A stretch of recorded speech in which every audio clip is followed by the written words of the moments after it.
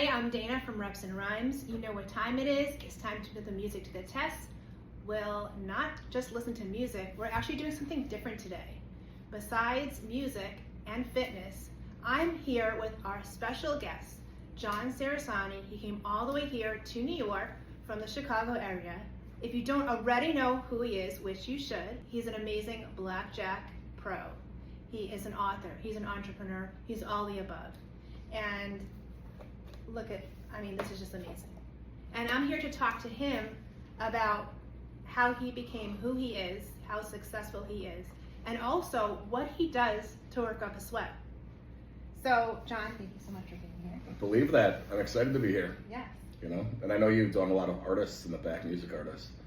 There's a famous Eazy-E song from the 80s called No More Questions, where it's Eazy-E being interviewed by the woman and then make a rap song out of it. Mm-hmm. So for those of you familiar with the song, I just want to say, say I'm here with John Cerasani. Say I'm here with John Cerasani. I'm here with John Cerasani. Believe that. That's what Eazy-E says. Yes, we love Eazy. I actually just met his son. So his son goes by the name of Lil Eazy-E and goes on tour. He follows me on Instagram. He's out in LA. Then we made friends. He came on a couple of my blackjack videos and craps videos. And then he was in Chicago touring with Ice Cube. Oh, wow. And then he invited me as backstage. It was really freaking cool. That's amazing. Yeah, it's all about connections, Do you ever see any of them at the table itself or in the casinos playing? Yeah, not those Lil Eazy I do, but as far as rappers, Offset would be the biggest name that I've messed with. But actually, there's a lot of people in the hip hop community that follow me actually. But it was Offset that I had no idea he was even following me. We were at Seminole Hard Rock together in Miami, and somebody told me, "Hey, freaking Offset's here." I go, "Who?" They go, "The guy from Migos, Offset." I go, "No way." So I kind of on the lookout for him. I was only there for a couple hours. I was coming in and out that day. And as I'm leaving, I'm like just wrapping my head around, I'm not going to see Offset. Right. It happens. It was 1 PM. As I'm going, some guy comes behind me, taps me on the shoulder. Black dude. I wouldn't have recognized him immediately, but it was Offset. He goes, "Yo, what's up? I'm Offset."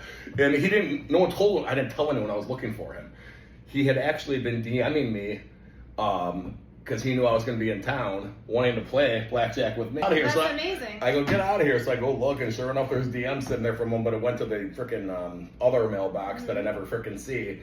It's like, okay, Instagram, in the future, if Offset or like anyone else with 25 million followers plus ever DMs me, just put them in the main mailbox. Exactly. You do not want to miss that. One thing I noticed about this whole blackjack thing, it's one thing, my entrepreneurial stuff and 2000% raise is really my main message, but the blackjack content, because of the virality of it, it opens up this whole door of a totally different audience, and it really snowballs with the other kind of content. I had something up the other day, and I just so happened to notice Mark Wahlberg liked the thing, and I was like, that's kind of funny. Why is this not popping up on Mark Wahlberg's algorithm? Well, there's no way in the world it doesn't pop up on his algorithm if I didn't have all this other stuff already going on, even though that content itself had nothing to do with gambling. So he likes blackjack too? Yeah, no, actually, the content he liked was me making fun of gym membership prices at Lifetime Fitness. Oh yes, I remember. I actually remember seeing that one. Yeah, that wouldn't have probably popped up on his algorithm if there wasn't all these other like celebrity types following me or liking my stuff for other reasons. So tell me about how you got started with blackjack and gambling. I know you started kind of young. Yeah. So what's interesting is I've always been good at blackjack. There's something called basic strategy, which is a chart that these mathematicians put together way back in the 50s, and everyone that's serious about blackjack really needs to learn this thing. And for those of us that are serious players, it's really second nature. When you sit at a table, people like, "Do you play by the book?" Well, what they're really talking about is the 1956 basic strategy chart that was invented by these mathematicians. Interestingly, as time went on, and I was posting on Instagram, and I was talking about entrepreneurship and other stuff of that nature, I started talking a little bit about my lifestyle stuff.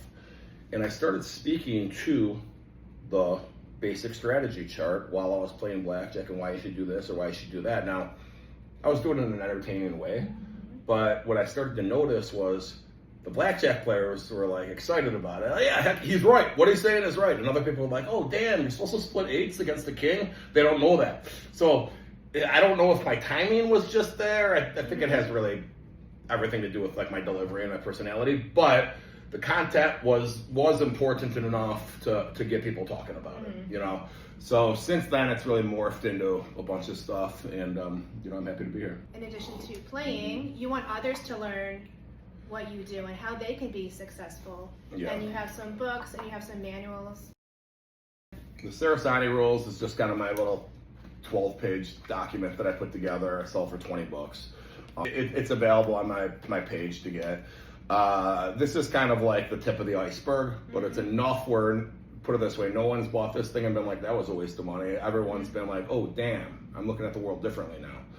Now, besides this, put together a blackjack clinic, a blackjack university. That's a 12 video series that gets in depth on a number of things and really shows people how I win and how I've been able to win. You see, the thing is, casinos don't have that much of an edge on you mathematically. And people don't really realize that, dude. Me and you could sit here and play heads and tails, okay? Heads you win, tails I lose, or heads you win, tails I win, okay? We just keep playing. Well, there's no advantage. It's 50-50, correct?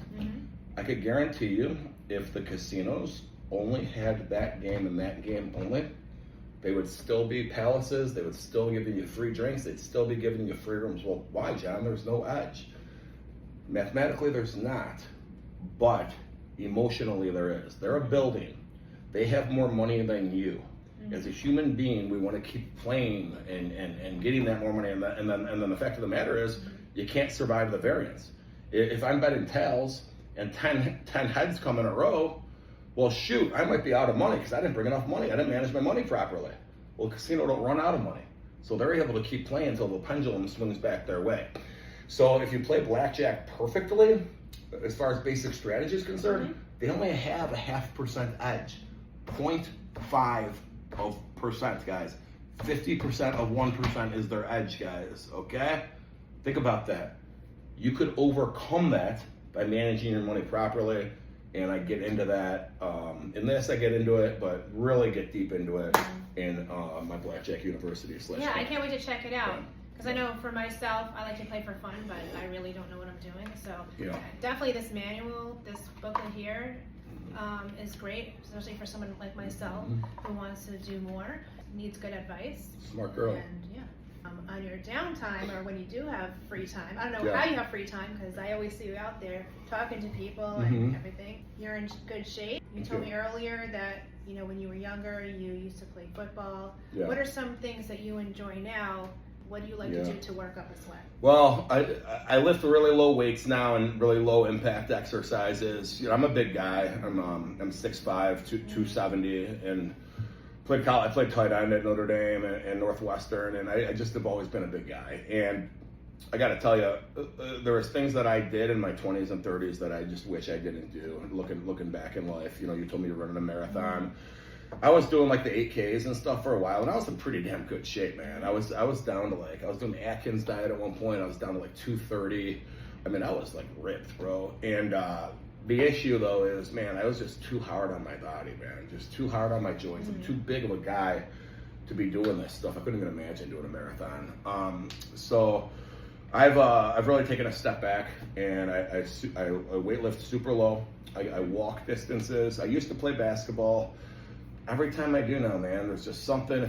For me right now, if I break a finger or something, it screws me up so much. If I break this finger and I can't type, I have no livelihood now until that finger gets healed. You know what I mean? So as long as you keep moving, it doesn't matter. Even if you have to switch it up, it's okay. It's actually better for your body to not always do the same thing. The thing is, I overdid it for literally 25 years. I mean, I just look back in life and it's dude, so I always tell guys this now, all you guys that are 30, 35 years old that are still benching 315 plus, just stop, dude. Are you trying out for the freaking Cowboys? Why would you need to be that strong? You don't. And believe me, I was you, I get it. Dude, I was 40 years old doing reps of freaking 315 times 8, going all the way down, touching my chest. Now, why the hell would you still want to be that star? I was not doing any freaking steroids. I wasn't doing any TRT or anything. I was literally just that big. And then boom, about 3 years ago, I finally freaking got the real warning that I was going to listen to. I slipped a disc. I got a bulging disc in my freaking back. You do not want that. I would not do it on my worst enemy. Okay, guys? I'm talking It sounds painful. Dude, it's when your spinal cord has these little, like, pieces in it. And if they get, like, bulged or if you slip one, I just bulged one, it goes right up against the nerve. And, like, literally, you can't do anything. So I go to the emergency room at 2 in the freaking morning with the worst pain of my freaking life, and I don't know what it's from. My whole section down here by my, like, thigh and upper thigh and inner thigh area is on fire burning, okay? I go to the emergency room and just tell them what's going on. Well, they think I did something to one of my freaking testicles in my sleep. Or they ask, were you having sex? I go, no. And then they think I'm, like, trying to, like, just not be embarrassed. Right. So there's, like, some kind of procedure or kind of condition, I guess you could call it, where if a guy twists his testicle in his scrotum, it's called a testicular torsion. And I didn't do that, okay? But imagine me showing up to the emergency room at 2 in the morning with the worst pain in my life. That's how much kind of pain I was in. It's the middle of the night. Okay. Exactly! They rushed me in past everybody that's waiting. I'm talking about, like, a lot of people that were in pretty bad shape. Get me in, because I guess if it's not treated within the first 60 minutes of it happening, I never looked into it because I didn't have it, but something with oxygen or something, and you can, like, lose your freaking nut, okay? So they rushed me. This is an emergency situation. Yeah. So they rushed me in to do an ultrasound, and they go, sir, there's nothing wrong with your balls. I go, I'm not lying to you. We hadn't determined it's my spine at that point. Okay? So. And now you're feeling better, though. Well, okay, yeah, now I'm feeling better. And you know what? It could also affect, obviously, when you're sitting at a table, right? If you're in extreme pain, you're not going to be sitting at a blackjack table or any type of table in the casino. You're going to be in extreme pain. It affects your whole life. Exactly. And I mean, I was out for 4 months. So ever since then, I've been extremely, extremely cautious because I don't want to go. That's one thing dealing with, like, you know, tricep pulls or tears or labrum tears. It's another thing dealing with that. I'm like, F this, dude. Forget it. And you're traveling a lot of times throughout the country. Yeah. So you don't have your personal gym or your house or your basement, whatever you do for work. Right. So when you look for hotels, do you think about where am I staying, or where's there to walk around? Do they have a good gym? I used to more on that. Now I could just kind of get away with a routine with even dumbbells or even a universal machine. It's or like even bands. Sometimes people bring bands when they travel a lot. Bands are really and it looks like nothing, but the pressure. I literally tore my tricep. And to build that thing back into place, forget weights, dude. I did the whole thing with bands. And if it wasn't for bands, I never would have came back. A lot of athletes, a lot of basketball players use it, and it's a great workout. Yeah. Now I see your sweatshirt, not Gen Pop. Not Gen Pop. Let's go. Yeah. Let's go. Do you work out in that? Sometimes. Tell us more about non-Gen Pop, which I think is hysterical. But if you don't know. Gen Pop means general population. And if you're in general population, you're doing what the sheep do. You're not taking risks. You're going through life in a way where, hey, I'm just going to take it as it comes to me, being told what to do just like everyone else, just like the freaking sheep, okay? Now, I take it a step further when I get specific on some things, talking about as an employee in corporate America, as a W-2 employee, you're Gen Pop, okay? Now, I'm not saying you don't have to be I'm not saying it's bad to be Gen Pop. Like, if you choose to be this in your life, but just understand what it is.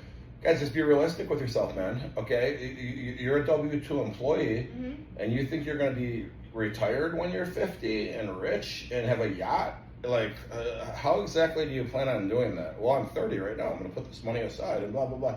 Dude, W-2 employees don't get rich, okay? You don't, okay? It's all about taking risks, thinking outside the box.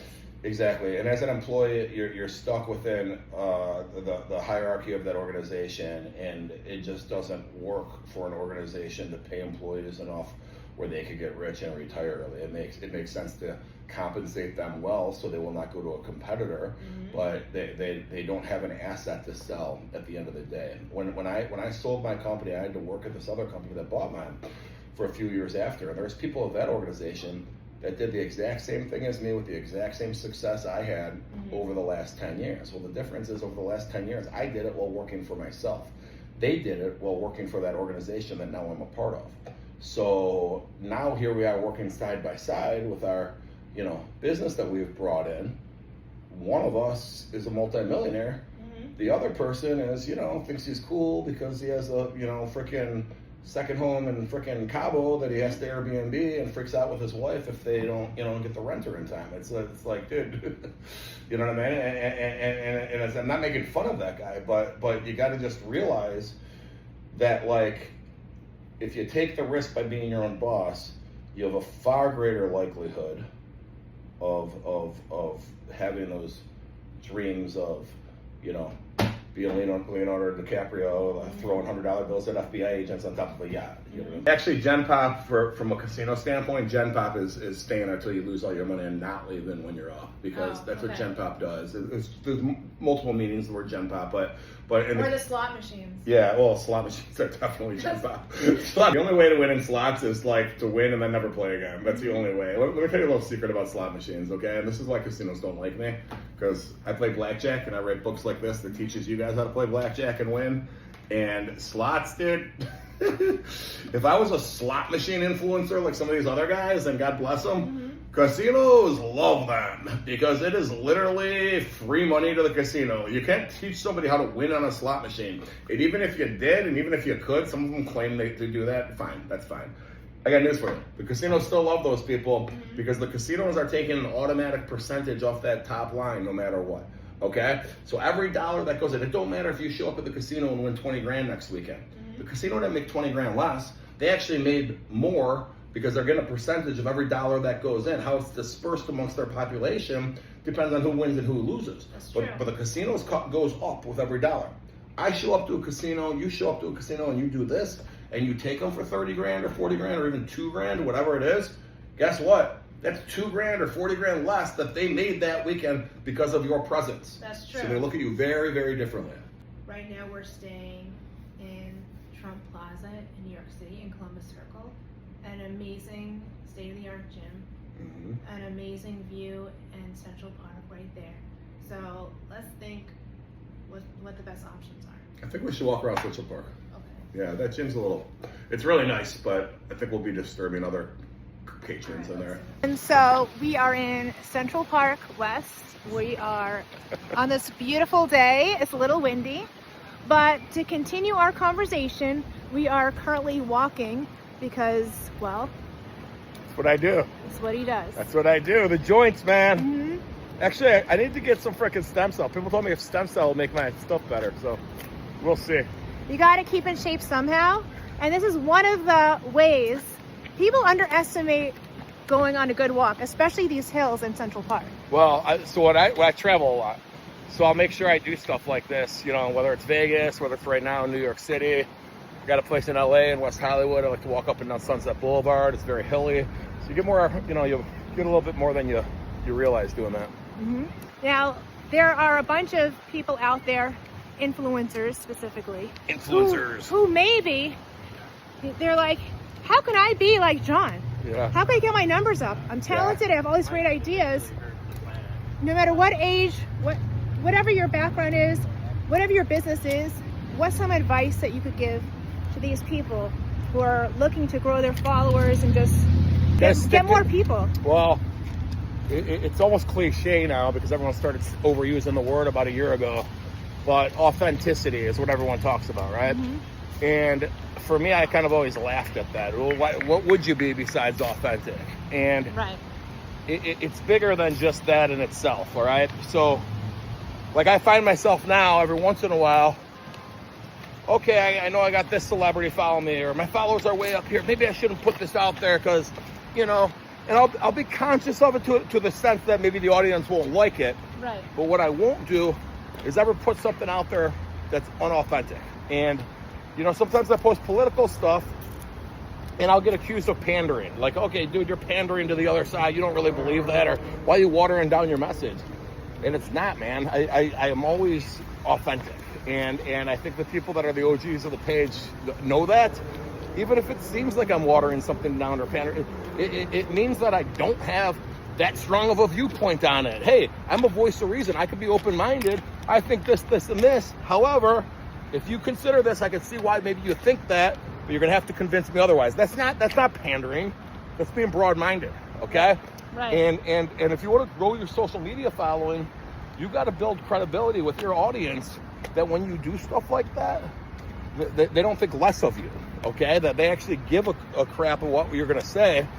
And the only way for me to get there was by being real, man. By being real. Now, unless you're like a comedian or something where people are following you because you could dunk a basketball good or something like that. Mm-hmm. But if you're just a personality, man, you better make that audience connect with you.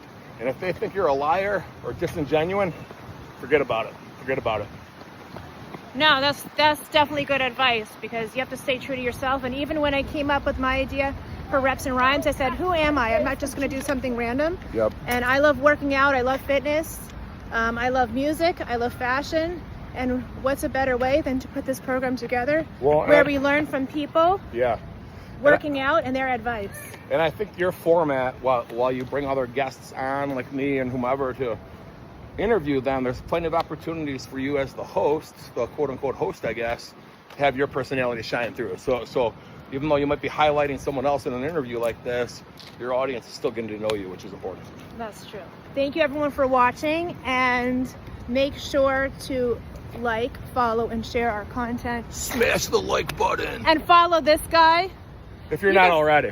Okay. John Cerasani on Instagram, John Cerasani TV on YouTube. Currently, I don't have a TikTok. I got taken down. If you see a TikTok, it's probably a fraud. The real John Cerasani is my backup Instagram page. And those are pretty much it. 2000%raised.com is where you can find all my stuff as well. And make sure to check out his books and his class and his manual. You're going to get a lot of great tips. Hell yeah. Especially someone like myself who's just starting out in the casino world. Yep, that's right. By the way, John, why did your TikTok get taken off? Oh, you know, every once in a while, a bunch of bad stuff happens all at once, and you can only assume that there's somebody that's a little hater out there trying to screw with your life, and I think that's what's happening right now. Unfortunately for them, I don't give a shit that my TikTok's down. I don't really ever post on it, but it does suck to a degree because people do come up to me that, hey, I watch you on TikTok, and I'm like, oh, not anytime recently, you know.